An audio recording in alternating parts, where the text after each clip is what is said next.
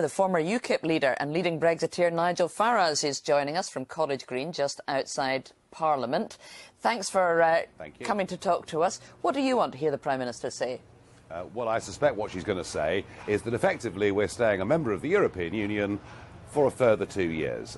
The £20 billion we're going to pay effectively keeps us part of the single market. And if she thinks that's going to impress Monsieur Barnier, she's got another thing coming, because they'll be asking for a separate Brexit bill on top of that. Look, we didn't vote for a transition deal. We voted to leave the European Union. No ifs, no buts. And I see today as quite a victory, actually, for Westminster, quite a victory for the political class, quite a victory for Goldman Sachs and people like that, and a big two fingers up to the great unwashed 17.4 million people who wanted Brexit. So if you think it's a victory for the political establishment, you think it's a defeat for your side of the argument, that a two-year transition is rejecting the idea of leaving the European Union?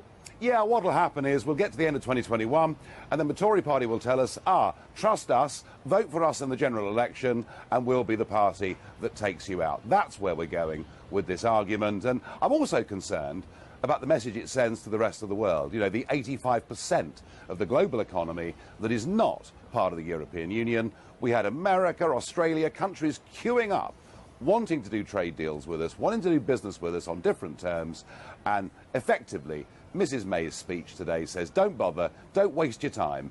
We will not be an open global economy for many, many years to come. The government has been pretty clear, though, that after a transition period, which they think is necessary to get all of the arrangements in place, that we will leave the customs union, we will leave the single market, we'll have the freedom to strike those trade deals. You don't believe that? Not really, no. Why should I?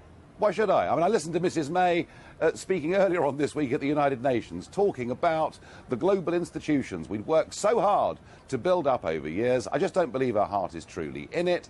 As I say, I can see the next general election on this timetable being contested by a Tory party that says, trust us and we will take you out. And right at the minute, I'm going to find that quite hard to believe.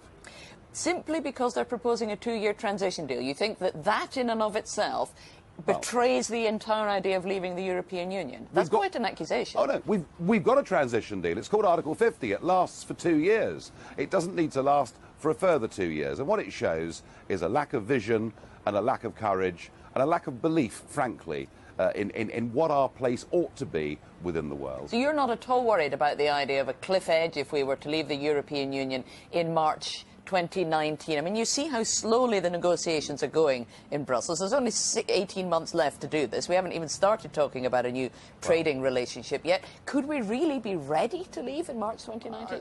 I don't think Mr Barnier and Mr Juncker want a deal. That's the last thing they want. Now, I mean, I'd like to see, you know, other European countries and companies pressuring the European Commission, saying, come on, look after our interests. We traded a surplus with the UK. I don't think that Barnier wants a deal of any kind to be concluded, and on that basis I just think we're wasting years of our lives when we could be getting on with things. And as far as the cliff edge is concerned, well, what we're talking really about there are tariffs. Do you know, currency fluctuations every month tend to be more than the tariffs that would be incurred. It sounds as though you're saying we should just pull out of the talks right away, that the EU don't want a deal, that they're not going to do one, so we might as well give this up right now. Well, I'm all for, you know, us adopting a reasonable approach, but we're not going to win with Juncker and Barnier. They don't want a deal. The European Union here is representing itself in Brussels. What we need to do very quickly is launch a big diplomatic offensive right across the European Union by talking directly to governments, by going around talking to companies, by actually putting pressure, by getting national leaders to say to Barnier, come on, we want a sensible free trade deal out of this. The UK is one of our most important markets, and that, I think, is the only way we're going to get a sensible trade deal. Nigel Farage, thank you very much for... Thank you. The news that net migration to the UK has reached record levels, rising to 330,000 in the year to March. The Immigration Minister, James Brokenshire, has said the new figures are deeply disappointing. Well, we can get reaction now from the UKIP leader, Nigel Farage, who's in our Westminster studio. Very good morning to you. Mr Farage, thanks for taking the time to talk to us. Many aspects to this issue to talk about today. The drivers for that increase in net migration almost equally split between EU and non-EU migrants. Part of that Britain can't do anything about, part of it it can. Do we need new ideas? Yeah, we do. What we need to have is an Australian-style point system where we don't discriminate against people from outside the EU in favour of unconditional free movement to those inside the EU.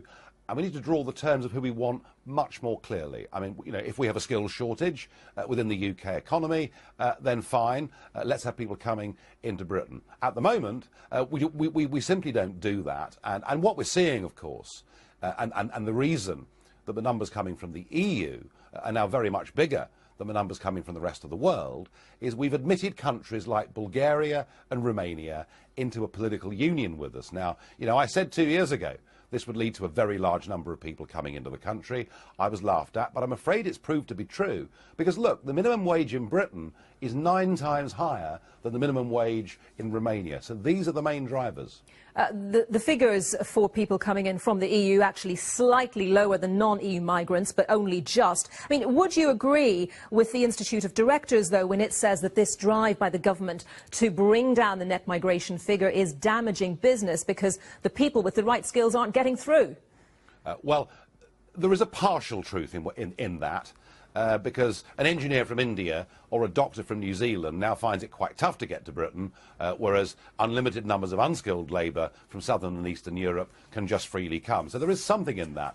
But look, here's the problem. You know, the Institute of Directors represents business. He wants his firms to employ people on the cheapest possible labour, and he couldn't give a damn about the fact that we have a chronic shortage of primary school places, that our National Health Service cannot cope with a population rising as rapidly as this, and that we have to build a new home every 7 minutes in Britain just to cope with the increase in population caused by immigration. So I accept that big business wants unlimited labour, but the other side of that is the change to our communities, the pressure on our public services, and the extent to which the wages of ordinary British people have been compressed. And I honestly believe that if we had an immigration system where we could control the quantity and quality of who comes to Britain, your programme would not need to discuss immigration ever again, because we'd all feel fairly happy with it. A short while ago, though, your colleague Stephen Wolfe was talking about the idea of zero immigration for low-skilled workers for 5 years to bring about a rebalancing,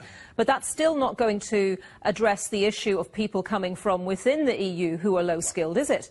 We have a big opportunity as far as the EU debate is concerned. The government and the previous government have always denied the truth. They've always said we do have control over who comes to Britain from Europe, when of course the truth is that we don't. However, if the Prime Minister is going through a renegotiation of Britain's membership of the European Union, if he's going to convince us to vote yes, then what he needs to do is to change his tack and to put free movement of people and our ability to control our borders at the centrepiece of that renegotiation. Looking at that wider issue of the migrant crisis that we're seeing unfolding across Europe now, and of course we can't conflate those scenes directly with these latest figures on net migration into Britain. But do you hold any hope of this conference in Vienna, this summit in Vienna, coming up with any useful ideas when there is already such a flow of people into Greece, into Hungary, people who are trying to move northwards into Northern Europe, indeed into the UK? Yeah, I spoke on this in April, you know, face to face with Mr. Juncker, the President of the European Commission, in April. What the EU have done is they've implemented a common asylum policy.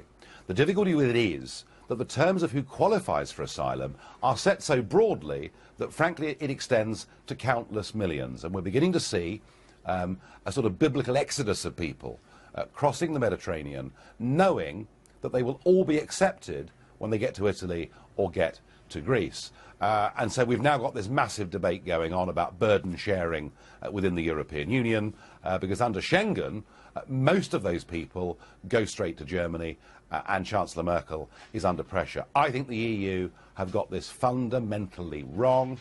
I think the terms of their asylum policy are set too wide.